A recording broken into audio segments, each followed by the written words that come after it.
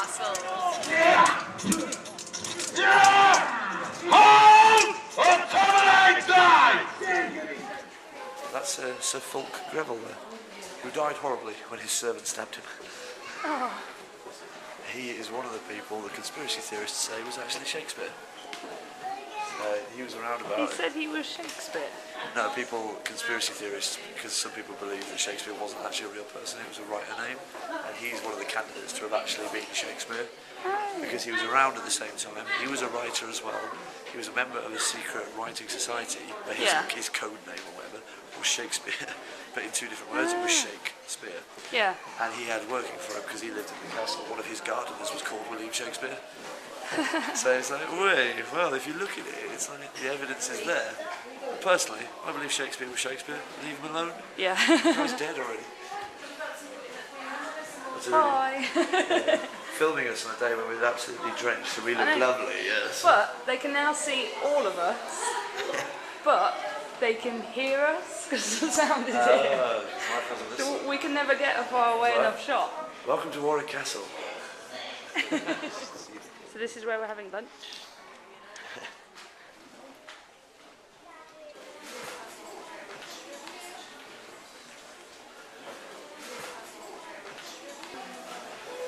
As we continue on our tour of the Great Hall instead, we're going to go in here.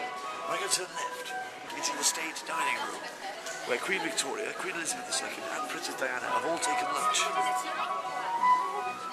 How do you do? Come on in, out of the rain. The year was 1898. Did you know that? I didn't know that. Lady Shan of Birmingham and her footman.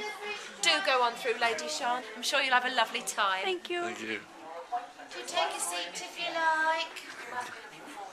I'll fetch you the Jack Daniels. I believe his dad will join you for a game of a cart in a moment.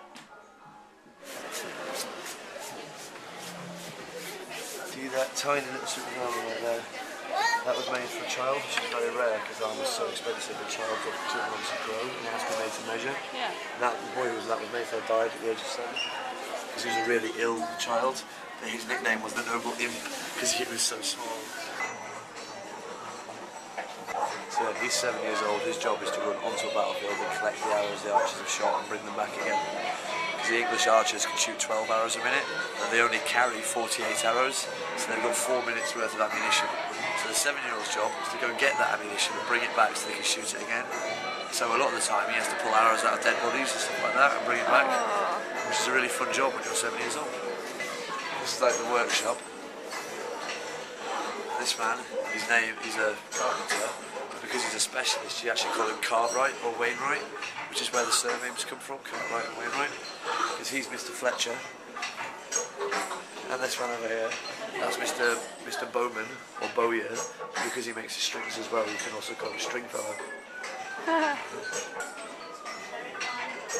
As I said before, when it's raining, the bowstrings get wet, they don't work. They took the strings off their bows, wrap them around their head, and put their hat over it to keep the strings dry, which is what keep it under your hat means.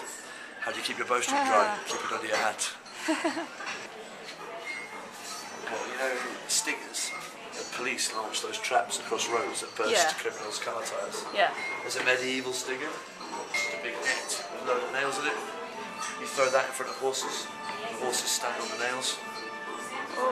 Because the bottom of the men's boot is only made out of leather, if a man stands on it as well, that would really hurt.